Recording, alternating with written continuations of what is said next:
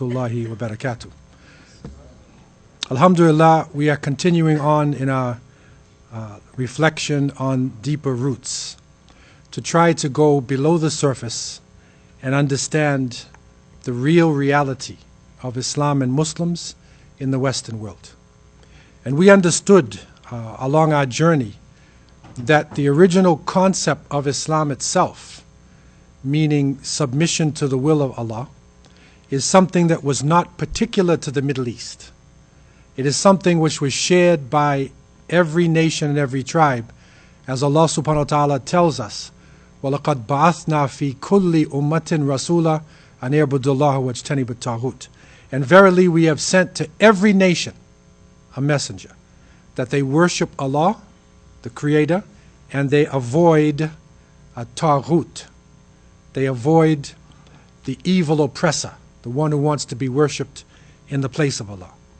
So prophets came to China, prophets came to India, prophets came to Southeast Asia, to Africa, to Europe, to the Americas, to all parts of the world, as this verse is telling us from Surah An-Nahl.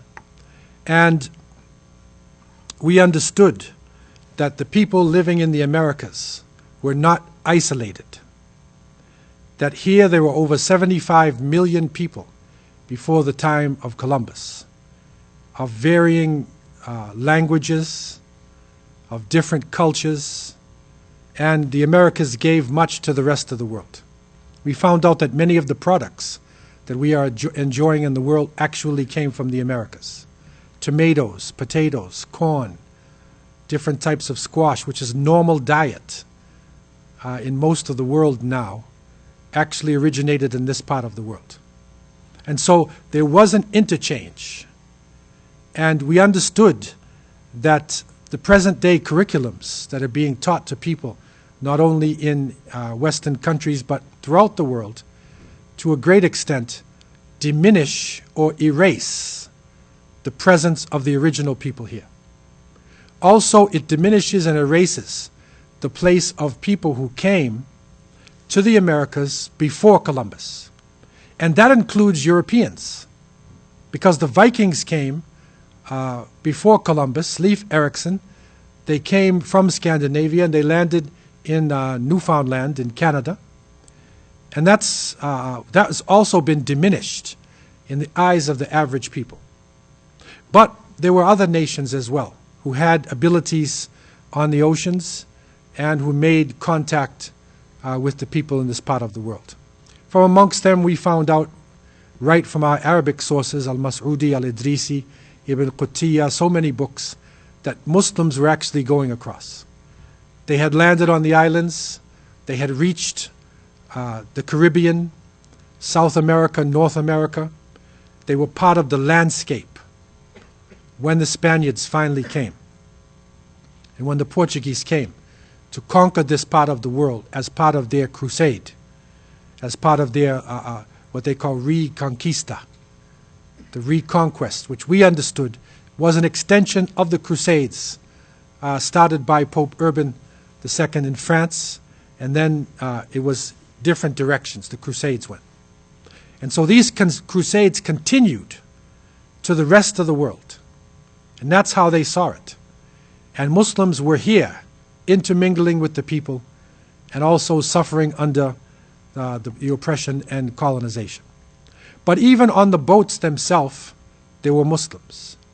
And we found out that the Moriscos, the Muslims hiding their identity from the Spanish Inquisition, and Morenos, Jewish people hiding their identities from the Spanish Inquisition, were on the boats.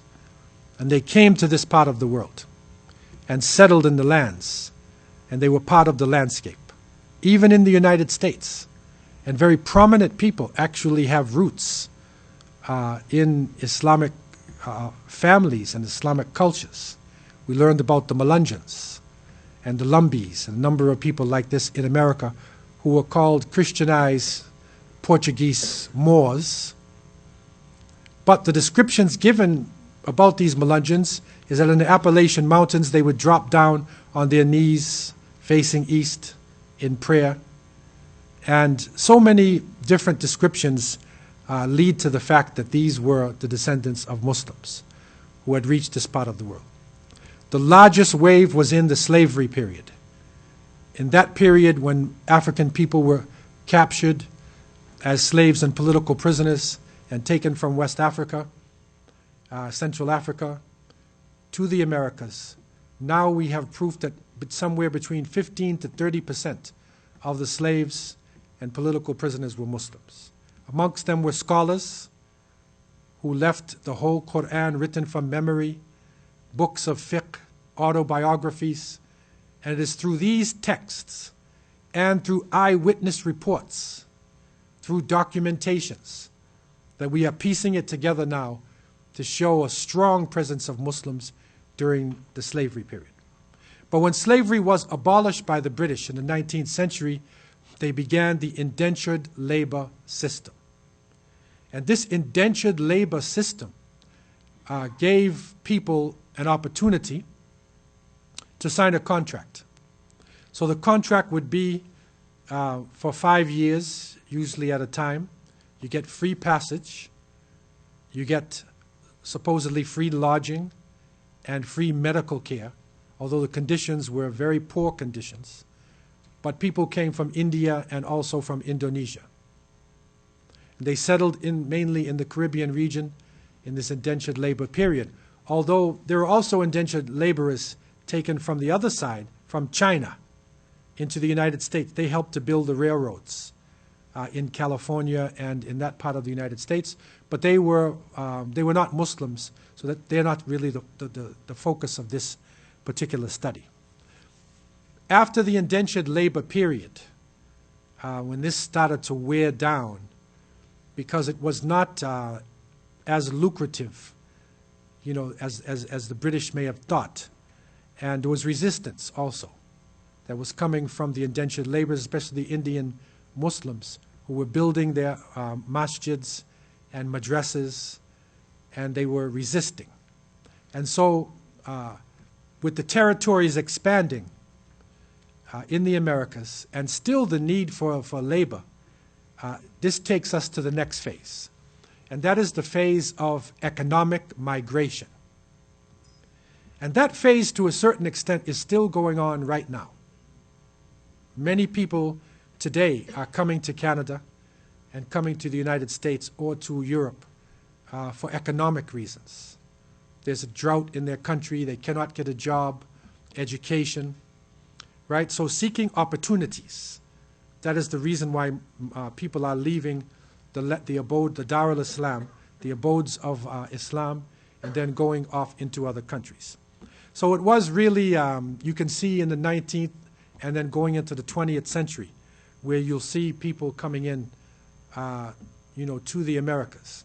And you'll see on your slide the people wearing the fez. And this was popularized in the Ottoman period. So the Ottoman Turks, who were controlling much of the Muslim world, and they were recognized as the Khalifa, or the head of state for the Muslims.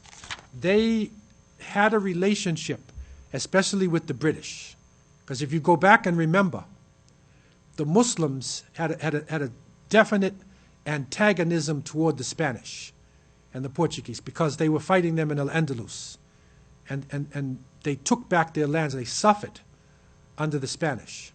The British were also fighting the Spanish for power in those days, back in the 17th, 18th, even 19th century. They're fighting on the oceans.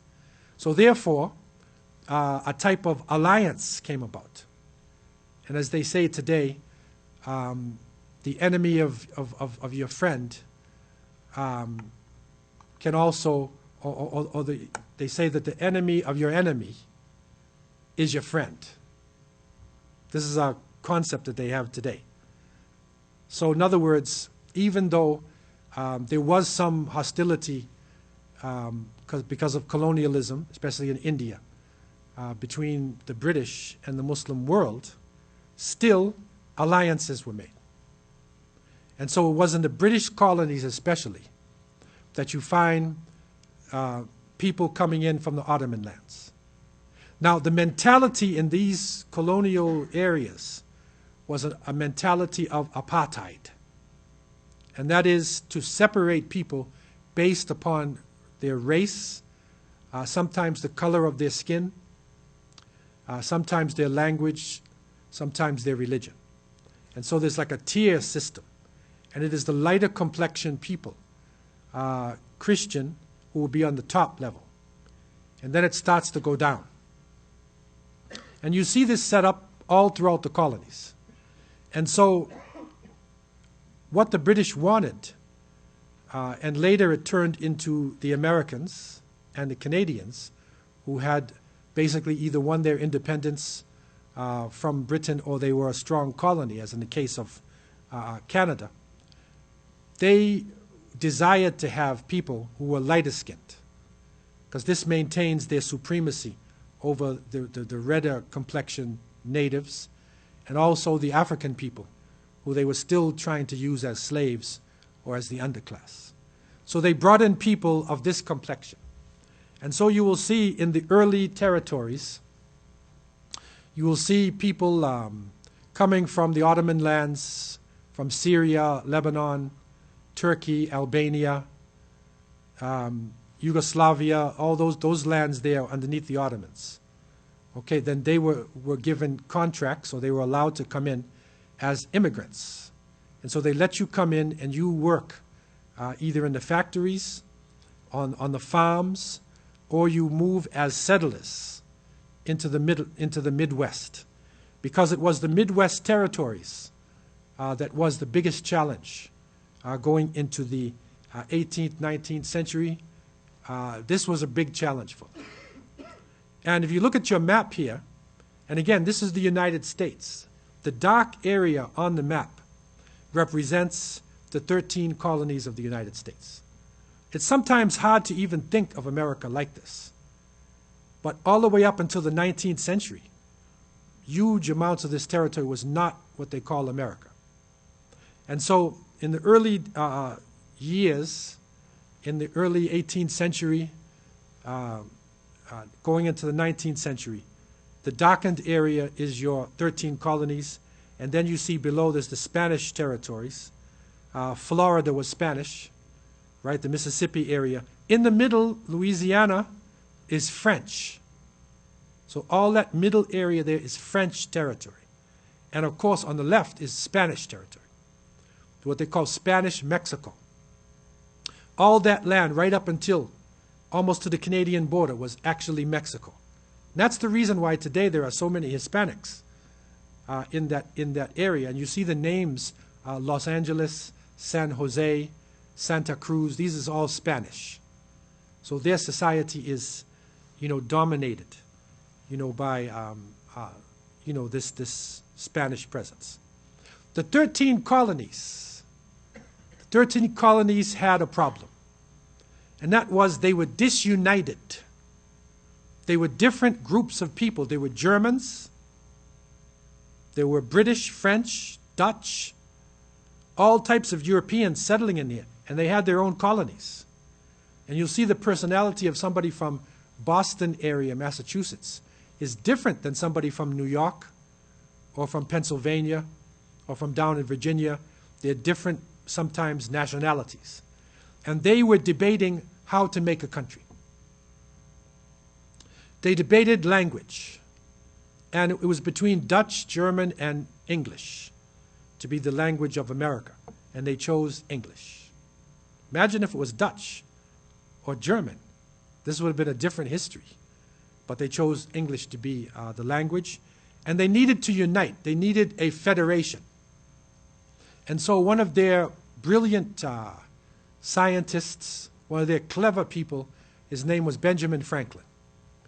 And Benjamin Franklin came with the idea that maybe we should check the native population. They looked at some of the great European philosophers in terms of unity and their Magna Carta and different types of federation, but they couldn't get something that would fit their particular lifestyle in the Americas.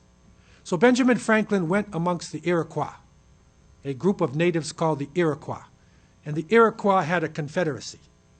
They had united 6 big, great nations, and they were one union. It was a union. So you have autonomous groups, but you have a federal government that unites.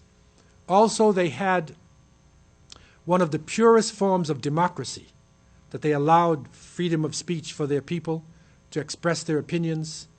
Women also had rights.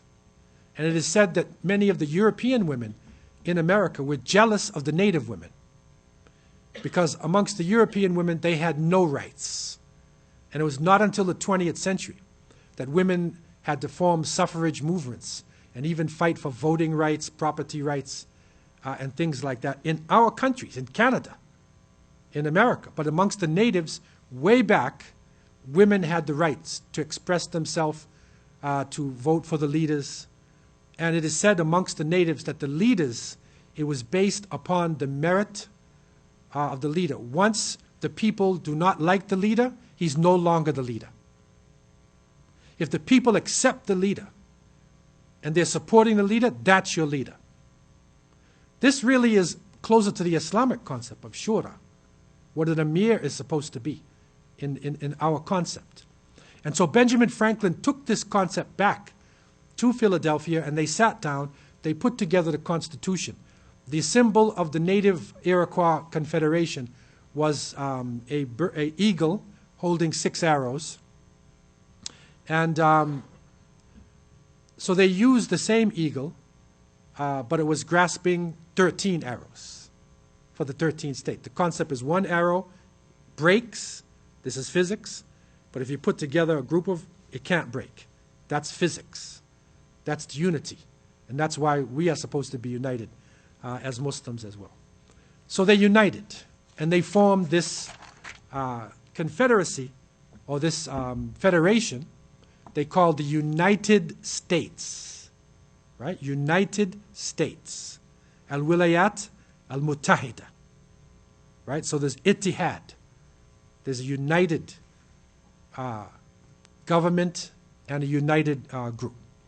But the problem that they faced was, how do you open up the Midwest? We don't have enough people. We're still fighting the natives, right? And if you go back again to, you look at that slide again, we're still fighting the natives. Of course, they live in Louisiana Territory. The Cherokee Nation, the Apaches. And if you go out to Spanish territory, which they eventually bought the property from the French, they fought the Spanish, bought some and fought them, and took it from them. And this is how they formed what is now the United States. And they separated Mexico from the United States. Mexico was part of the United States. You see how big it actually is supposed to be. But it was cut off. And that's why there's so many problems today. People coming over the borders. You hear the discussions about people going over the borders, and they've made big walls and border police to try to keep the Mexicans out of the United States, because that was their territory before. But you put this artificial border, their cousins are on the other side, and you're telling them this is not their land. So this is a constant problem. And if you know history, then you understand why this problem is. So this migration then began. And within the migration, there were, the majority were probably, that they allowed to come in, were Christians. So Christians coming out of the Ottoman lands, maybe feeling they have better chance in the Americas, they would come. But also from amongst them, a large number were Muslims as well. So they came as farmers, peddlers, shopkeepers, sort of a middle level type of group to support the going into the Midwest. So therefore, the early wagon trains in the United States going across actually had Muslims in it. I've never seen any Arab or Muslim cowboys, but there were actually cowboys who were Africans, African Americans, but you never see them in the movies. But they were cowboys as well, you know, also famous ones, infamous ones in this. But that's, again, blotted out of history. So this is the reason why that the mother mosque of the United States of America is in Cedar Rapids. It's in Iowa and this area there. And it is the area of Kansas, Iowa, that's this area, this is where the Muslims were strong. And they settled down, and they made a basic musalla where they could make their prayers and maintain their identity. And it was during World War I and the Great Depression that came to America, the Muslims really came together, as all groups had to survive. And they organized this Mother Mosque. So that masjid is there today. You'll see it there in Cedar Rapids. And this is a picture, this is an actual picture of the community itself, where you can see what they look like. They signed it, and as a document. It was officially opened up. It was around 1934 that they were able to actually register and officially open up. But the structure was there already. The community was there for probably over 100 years before that, right? But it was that time. And it's interesting because it's not in America. It's not in New York. It's not East Coast. It's in the center. So that's where the Muslims were going at the time, into the center.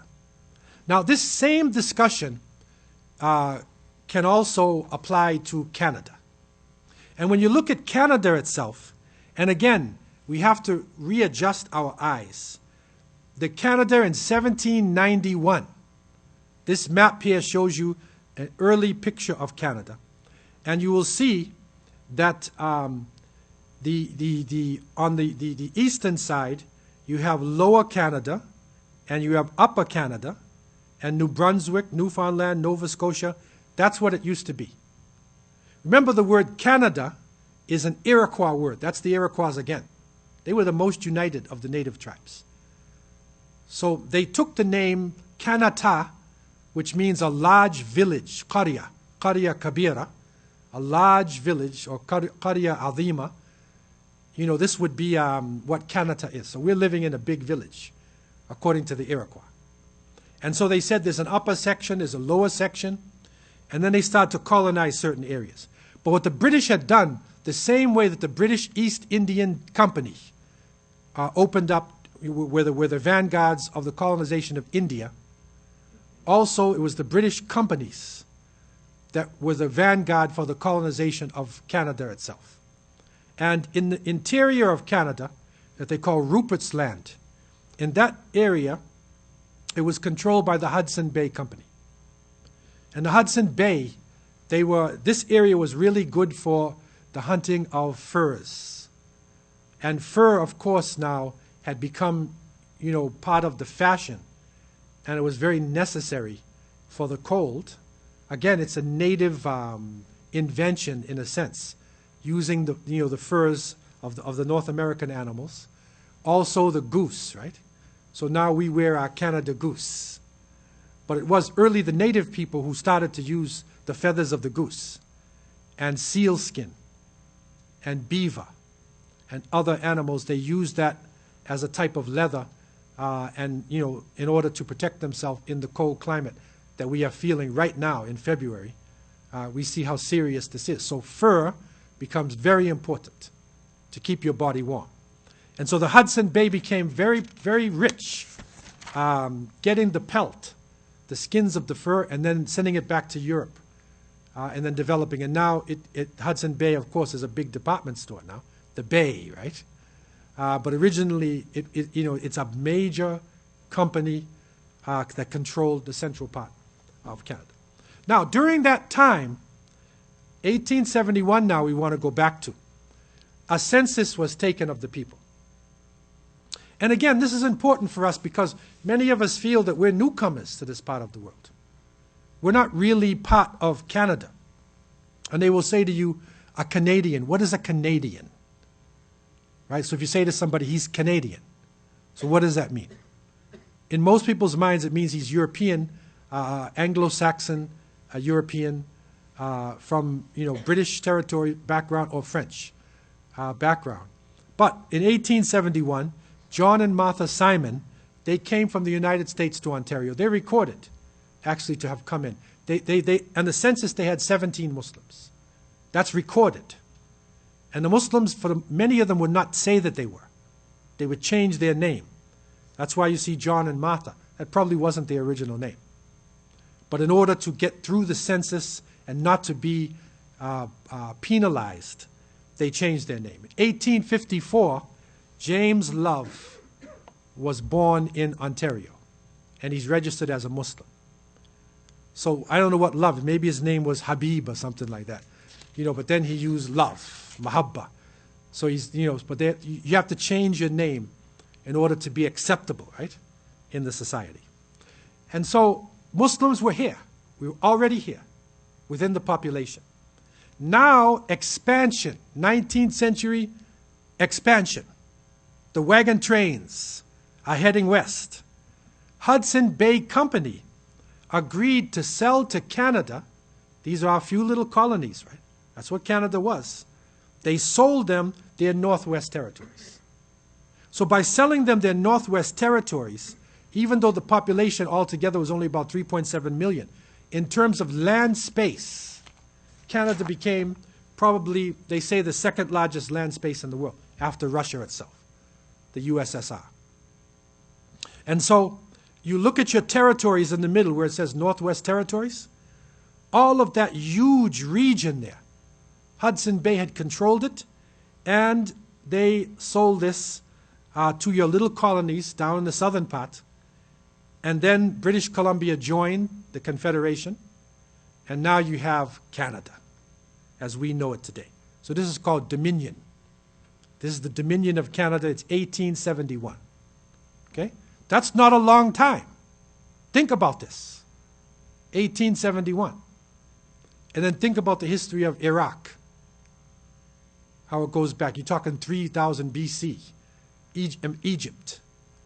Go to some of our countries and see how far back our history goes. Damascus is considered to be one of the oldest populated cities in the world as a city. Okay, so Canada is not old. This is not an old country. It's a very new country. And that's why our youth especially have to become part of the discourse, of the discussion around Canadian identity. Because Canadian identity should include Muslims as well. And this is our history. So the early part now, again, the same issue is happening. You have a huge territory. Who's going to colonize this territory? They don't have a lot of people. So they also opened up to the Ottoman lands, favoring Christians, but allowing Muslims. And lighter complexion, if you appear to be European, you can get across the color line, then they will let you come in. That's why you don't see any immigrants at this point from India. In the early days, nobody from Africa coming in like this. From the Arab lands, only Syria, Lebanon, and those higher lands of the lands closer to Europe. Okay?